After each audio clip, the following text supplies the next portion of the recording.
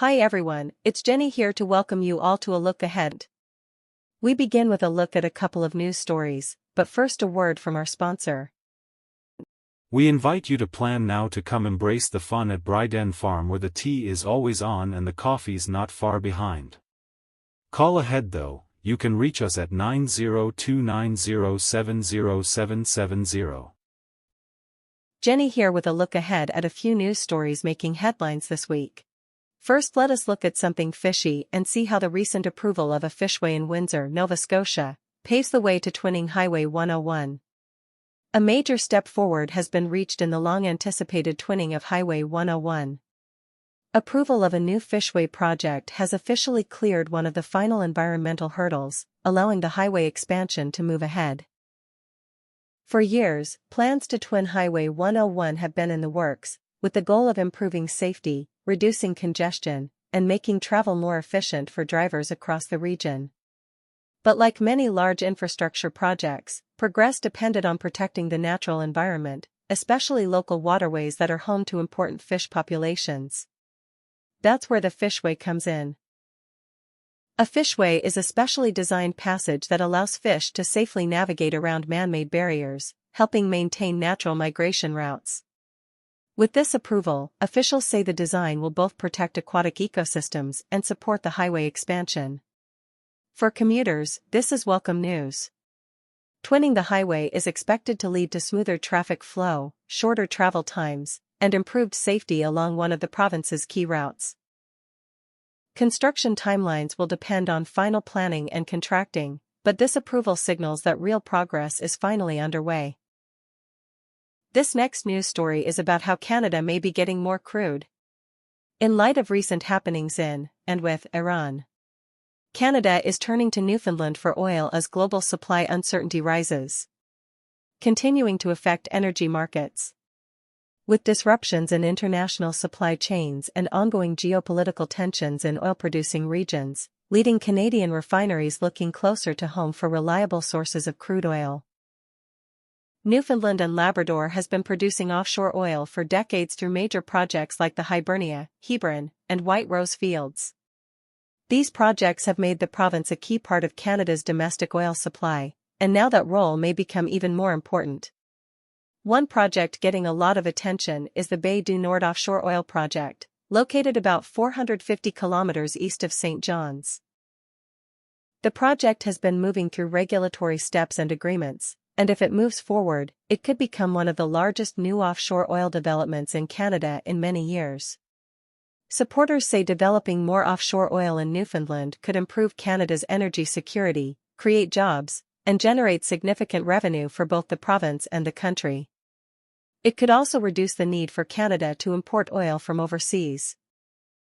So, Newfoundland's offshore oil industry appears set to play an increasingly important role in Canada's energy future.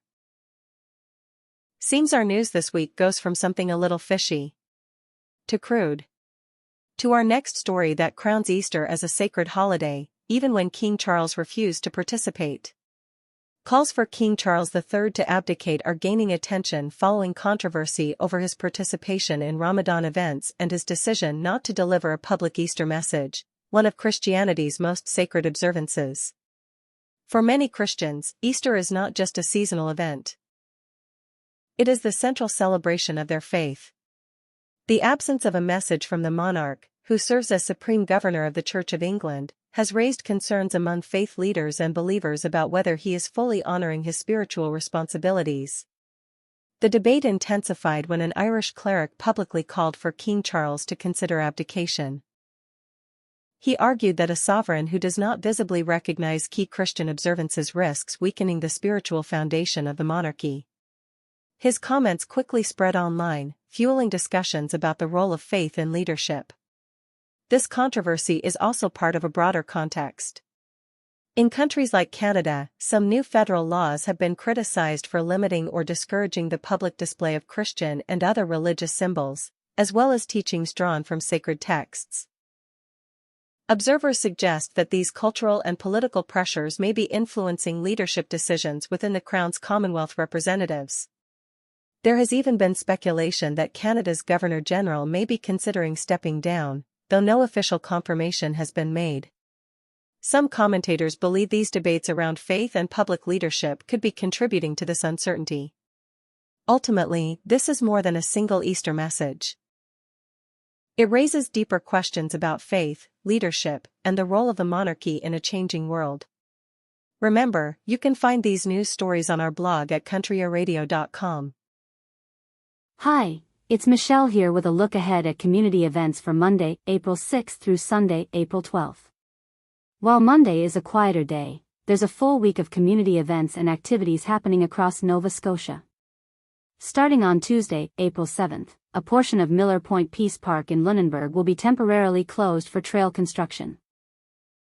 The outer parking lot through to the Cemetery Road and select trails will be closed, but access remains available via the Cemetery Road, and the inner parking lot will stay open.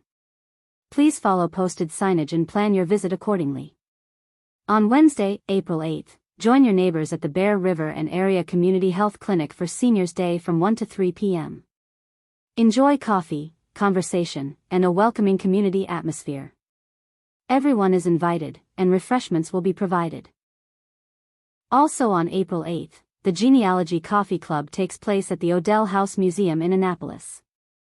This month's presentation will help you get started building your family tree and navigating online genealogy resources.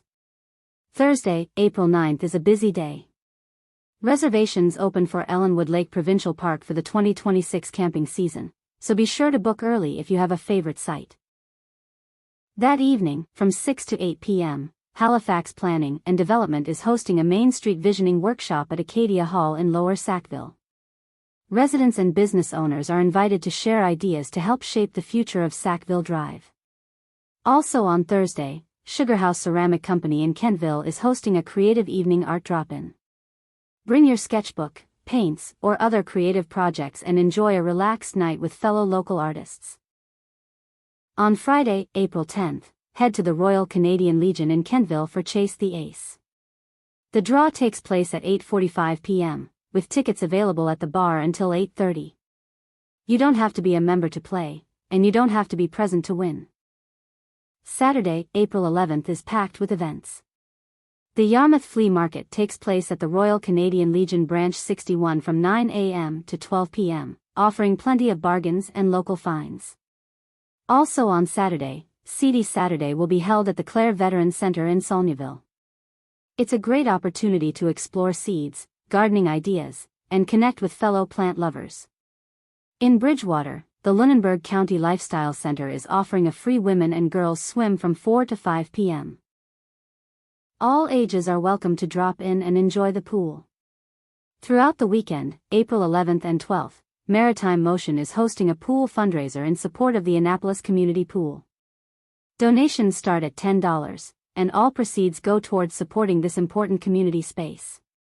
On Sunday, April 12th, head to the Blockhouse Fire Hall from 2 to 4 p.m. for a spring tabletop easel workshop. Create a cheerful seasonal decor piece in a fun, hands-on session. All materials are provided and no experience is necessary. And a couple of ongoing community reminders. The music room is lending musical instruments to those who want to learn and accepting donations to help others get started. And registration is now open for the Spring Lego program beginning April 15th at the Lewis Millet Center. Those are your community events for April 6th through 12, from Yarmouth to Halifax, through the Annapolis Valley and along the south shore of Nova Scotia. Hi everyone, Chris here with a look ahead at the weather for Bear River and the surrounding area. Tonight, rain will change to periods of drizzle or showers after midnight, with fog patches developing. Rainfall amounts of 10 to 15 millimeters are expected. Winds southwest 20 km per hour gusting to 40, and up to 60 along parts of the coast, will shift to northwest overnight. Temperatures will remain steady near 8 degrees. Monday will start with periods of drizzle or showers, ending in the morning, then clearing as the day goes on. Fog patches will dissipate through the morning. Winds northwest 20 km per hour will become west and gust up to 40 near noon. Temperatures will hold steady near 7. Monday night, a few clouds with winds easing off. The low will be around 0. Tuesday will bring a mix of sun and cloud with a 60% chance of showers and a high near +5. Tuesday night, skies will clear with a low around -2. From Wednesday through Saturday, the weather improves with more sunshine and milder temperatures. Expect sunny skies midweek with highs in the 4 to 7 degree range, warming to around 10 or 11 degrees by Friday and Saturday with a mix of sun and cloud. Overnight lows will range from slightly below freezing midweek to milder conditions by the weekend. That's a look ahead at the weather. To find your local weather, visit Country Air Radio. Com or get our Country Air Radio app, also available for free at countryairradio.com. Happy Easter and God bless everyone. While these eggs have beautiful flowers, Pysanky has deep pre-Christian roots. Over time it merged with Christian symbolism, especially after the arrival of Christianity in Ukraine around the 10th century.